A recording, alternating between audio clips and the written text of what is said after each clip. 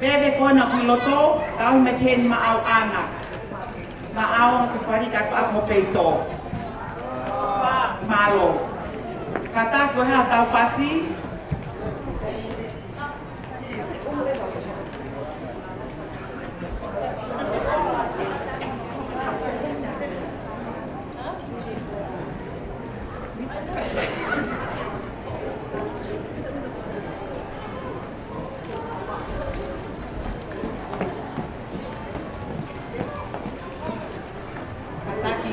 Che kata be no kafe fine no ka ka fase ton wa no pa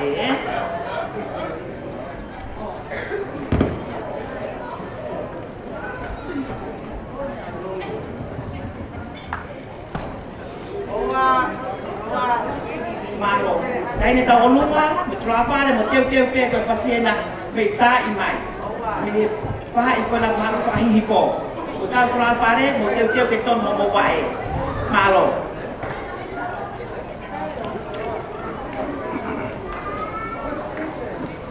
Wilson, kata que tuvo mai.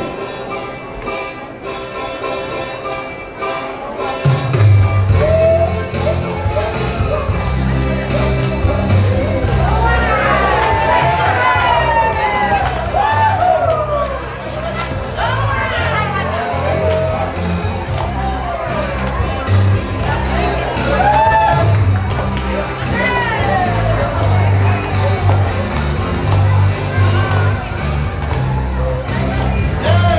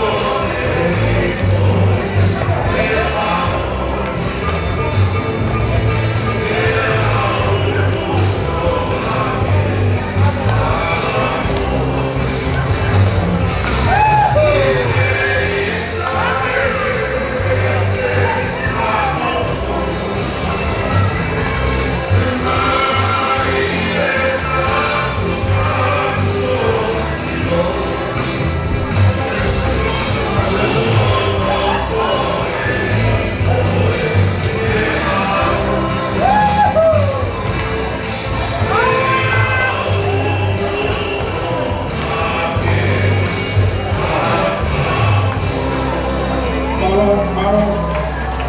Pamoro pe ko e ki whakatokanga atu pe. Ko ki whakatokanga atu e ni me whare. Ko wiko ki nau tonu ko o mai ai kamamalo hi puke o kahaurika ki whare ki o mai me tu a. O kore mai pure ka pate ki te nau toi whatokangai. Te nau closing town ni mana toi whare. Ki mau ki oua o ki aipe nau pā. Ki mō whatau mi ai. O te mō mai ka mālohi ki heni, he whatongai he pure, kai closing town ki lewa whare. I would like to say about some of our people, they drink alcoholic, like they are drinking inside here. The boss of their house, they say, if you bring it again, they're closing down. You go to the bar there and buy something for drinking. Kako kore ka mo tolu ke ua te mo mau kai e tau fi ai tau ngawe. Sai o mai talu ave.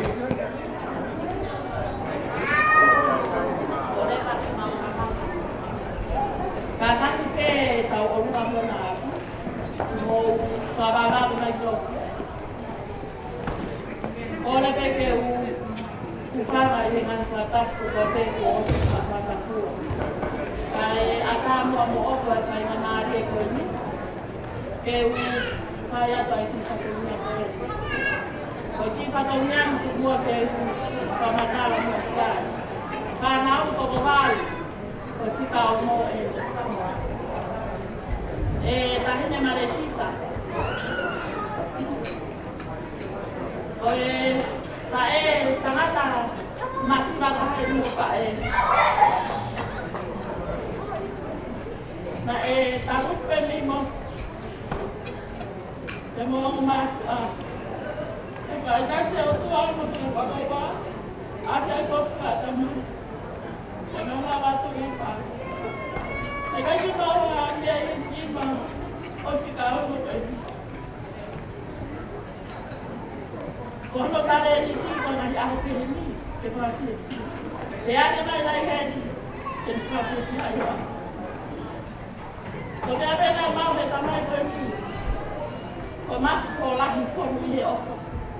Dako yung mahutay na Maria, saka na masiba ko niya. Porque kaya kau tuku nengal dia dia talangna ni ko ako pesa. Kaya ako sa tuku makatao pe ko talaga ita. Kaya ako gilay pe pau ku aso mo. Ko siya dengan ni ako pala. Ya ay ko lai. Ko albiko. Te whanga ko atara. Pahe manu mo ko pao e si aanu mai. Ahoni ko tuuta yo karani. Nyango ni masima. E whaina. Pai kukunia ko. E mea ako te hina ko ni. Hala he ki kamuna ko. Bebe hala. Mone lawa ko apa kukuani. Neo ko ni mama wako. Porque mata pobre na cena de estudo. Agora agora, quando tu ele, cada vez me hala mo ako. O core ako, maletica, vamos embora. Ako no kita que punya orang si, de punya ako ko core ko ako. Ilai lo ako, ako na pedi mo lo sia ko ko. Core ako, ata mo ay kama na. Ano ko ako. Malo.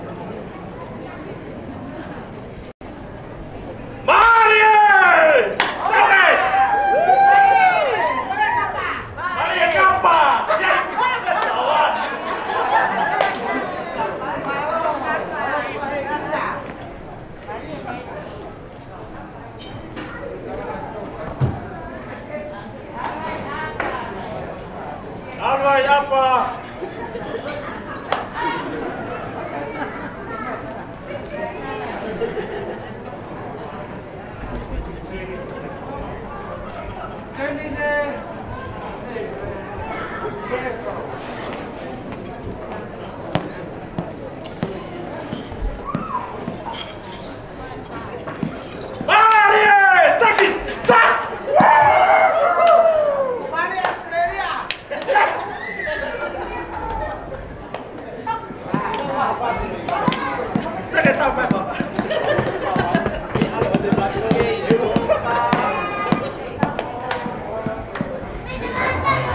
on, DJ. Dulu ya.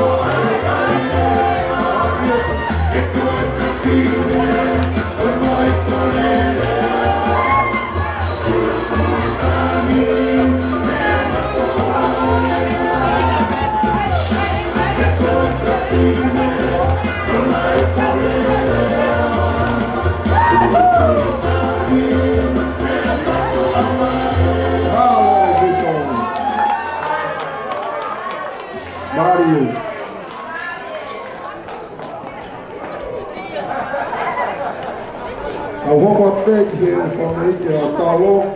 This is Tita family. Pass her the microphone.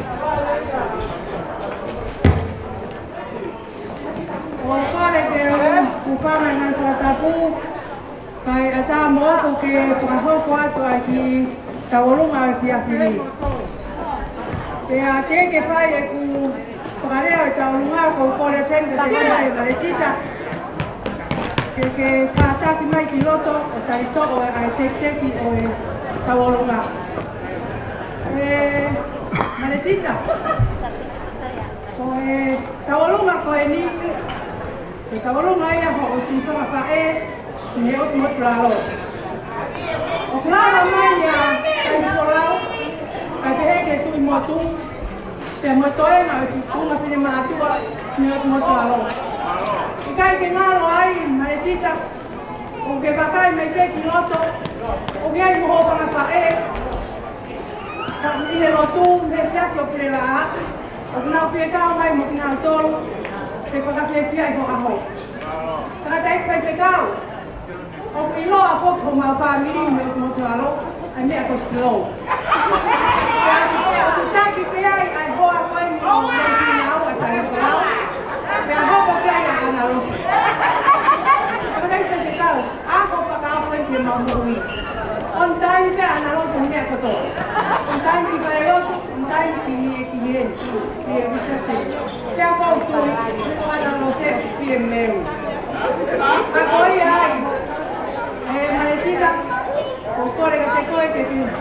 La mamma è nato buiato a te che tavolona la che la ha un altro di tuoi che chiamata a compagni perché tu ama tavolona o fu qualche qui a mai fai per amaltità e tu voglio che poi hangai fatoria tama taukas malo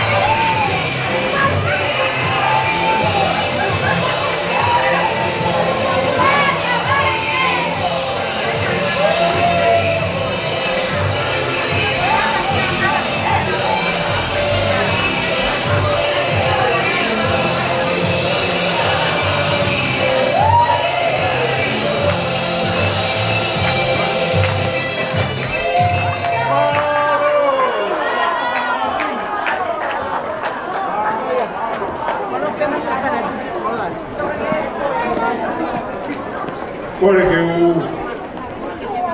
o whanga atu tala maro e whanua. O whanga atu e tala maro e lotu. Whakatambake he atu maretita. Kau maha hoa o whanga. Tita, o ko whakafokonga I atu ai kasi aho hau alofa ia. Kasi aho ke o whai. Whakafokonga I atu e taki Filipine lau ngāue, ka mga heta. Asina te unu, meriola la tu. Hoa e whaikau marolo mai moa moa. Mo kātoi kasi aho. Ko atu e mau tala munu ke te koi ka maho hoa. Ko hike whau whaamiri, ko kamaka hi a honi. Tala munu atu, o whakekau e o tua. I homo whanonga anga. Peke uha mai, hangahi tāpua ke meilani. Tua o whak, kore atu DJ, tā maha whasi. Kasi aho hau alofi ia, malo.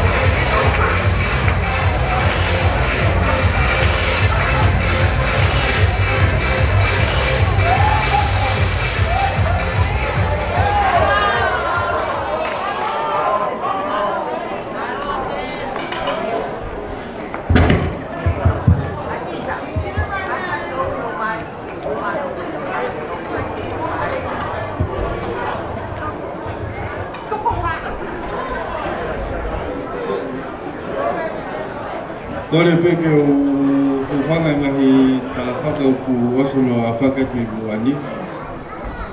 Kai ata mo au ke o whakawhelo aki atu, ai whakame i te hoko. Koe maretita merilose, kua whaia e manatu merie ki waiku mete. Pea koe maurere mai he ahoni, koe mahalo ko wilo pene e tari pe ma kui o whaina, ha aho te ke mari ai, pea ko wilo na e osi pene kataki.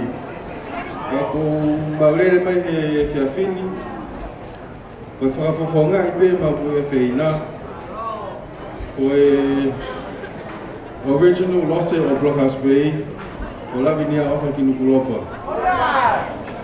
Kau peki aha Hamea mau, kako ki tek-teki, pangai tahafi, mihi whakamoko puna, whare peke te koe maritita, ke mea atu o hui, te ria na tokoniat ki a te koe, te opehoki ka mo iri, o mo whau, family whau, te ahoni. Ki tuanga o e taolunga, o ki langa, ya mo e whala whawos. O watia maagoe ana lose, ki tokoni ki haapo o lam lose. Kaya o kai mamamea perunga, mau na ofala hiatu, ke te koe meretita, ke pehefu, ke te koe iri. Welcome to the family, and we wish you all the best. Malo apito.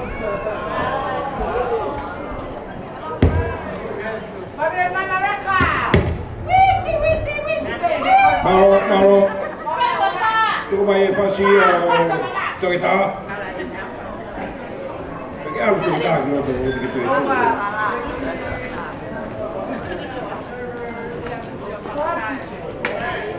Sorry, tuko mai.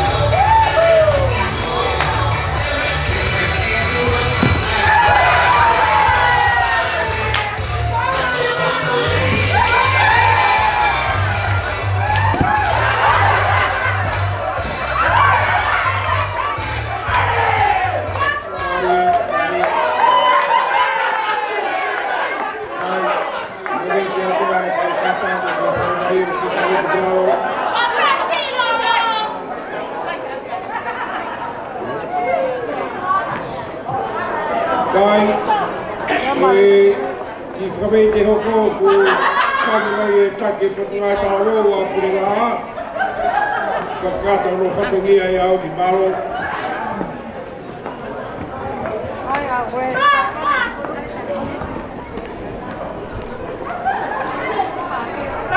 Loa. ko ole whamomolea ke o hūwhanga i he tala whakatapu ka kato ko whai atu me whentu uni. Ka tā ke au ke puke whenga maali koe ni ke whakawhawhonga atu. Ai kau taki pule ngā tala wau a pule la a. Ke a koe maletita o e hoa whaanga. O mau tala manu atu kati maua. He whanonga i he vai hala fo ou. He ofa ke tāpo ki ti maua he otua. Ke kia lea wheunga ia ke whakawhonga atu. Potunga le tala wau a pule la a. Ka mau fia pe maletita. Ke whakakato. E mau tokati. E mau taramunu atu. Ko hipe mau ilo. Ko e tupui pule la a koe. E mau ilo ko e ahoni. Ko e maa vaia mo koe. O mau fia ne ongo pe mau masiva. Ke mea mai maletita. Ki loto maalie o whai ha taaluma whakaos. Ma pule la a. Ke mau whakamawai aki mo koe. Ai pot ngawe tala vau mo whini mui. O pule la a. Pe kou kole atu. Ki he potu ngāwe talapau mo whine mui a pule la a. Ki mau kātak mai ki loko. Ki tau whakapaapa. Mo salute whakaosi. Ki a maletita. Hui pe koe whiohi. Ki he whanonga pule la a. Mo kātak me mai ki loto. Ki mo tolu. O te ngāwe talapau o pule la a. DJ, katak tā mawhasi.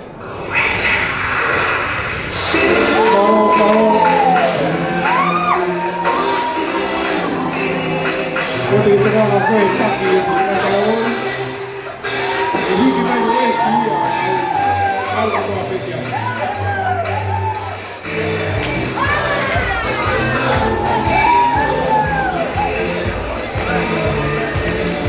Pari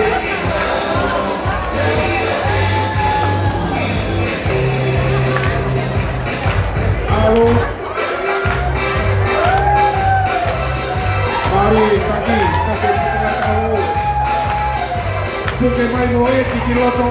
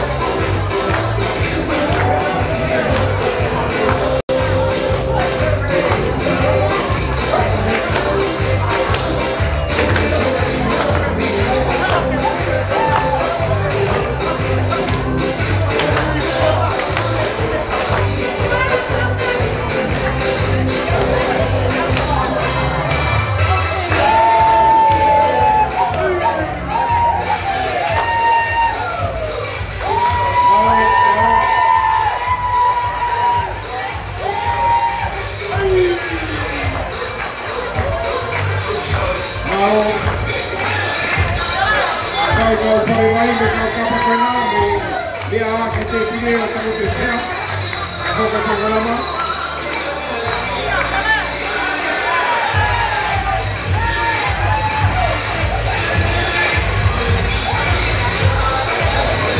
Ai.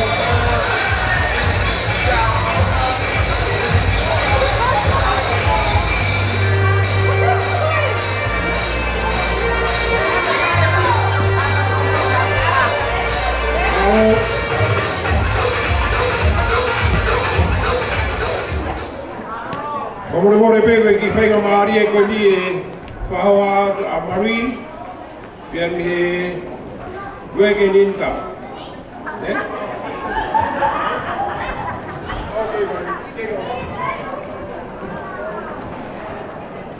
Aloi lele.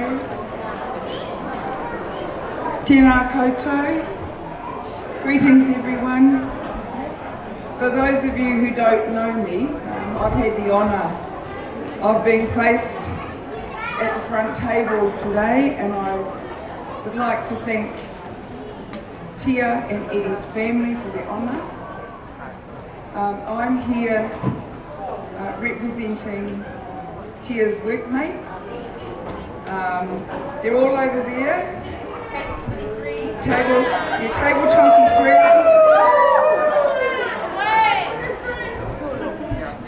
Thank you all very much. We're very proud and honoured to be here, and also to share and Eddie and Tia's very special day. And we wish you all the best, both of you. And I know that my mate would like to say something too. So my name is Ainga, and I worked with Tia prior to Marlene taking over the team.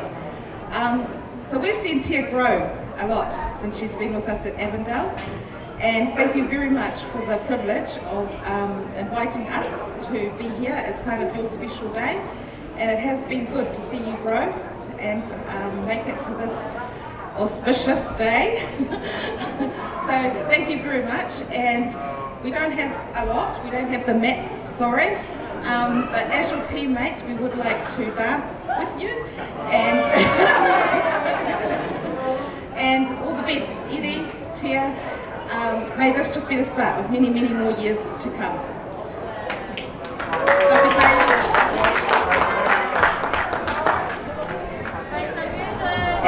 Play your music. They want to dance.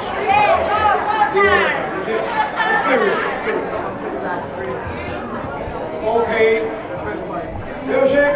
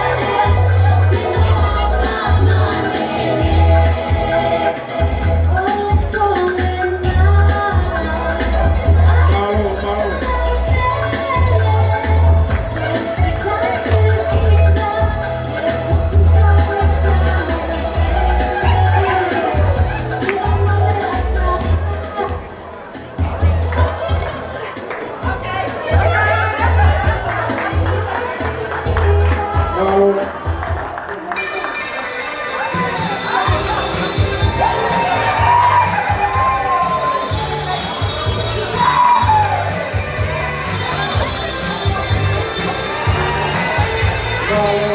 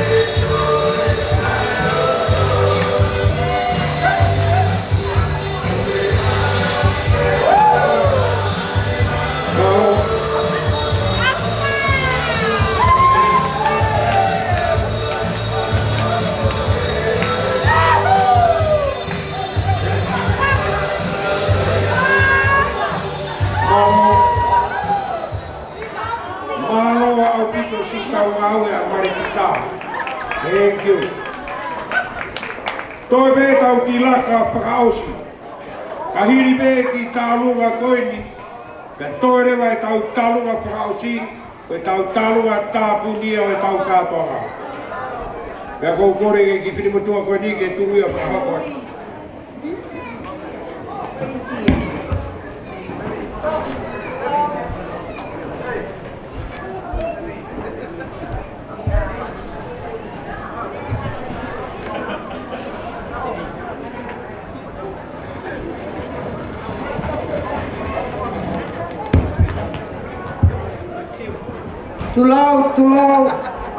Tulau kau hao hakai lewa he ki whainga maari e ko e ni.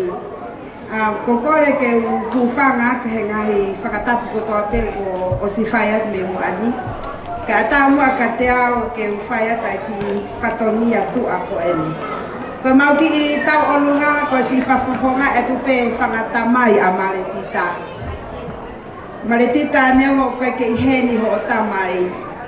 Ka oku ki heni e tahine tau olunga koe ni a koloski tahine ko meleane ke ne whaia te ki talunga whawhawhonga e ato e whangata mai mo hai ko ta pe familio nei ni lose oku I heni mo kataki mai ko tau tau olunga en ka kokora ke fine tau olunga ke ki totola tumua ke mehi ki tanga ke tahine ko mere ko tisi ke ne ki hui ho pare tola taha pa ke toki ha o whai ho tau olunga.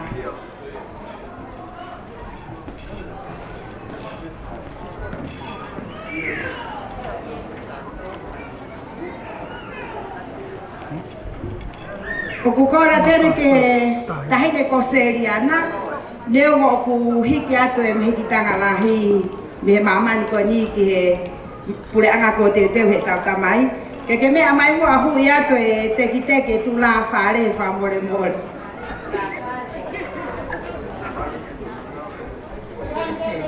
O eo kitu aya kata kita mea o pe o ka whahoka te lewa o tamai ki tahao no ka nei loto. Pero kita mai ke na fefine koloski ko e lahi ya nei lose. So I'd like to announce all nei loses family side, Tamari family side, please come and put the money in there for Tita and Eddie's big day today. Thank you. Malo, kore ke tā mea ke tā mai. Ka hiri pe e talunga ko ni pa tau talunga whakao sire mai tau kātoa ngā e honi. Mālo vitu. Koe hao mō whasi.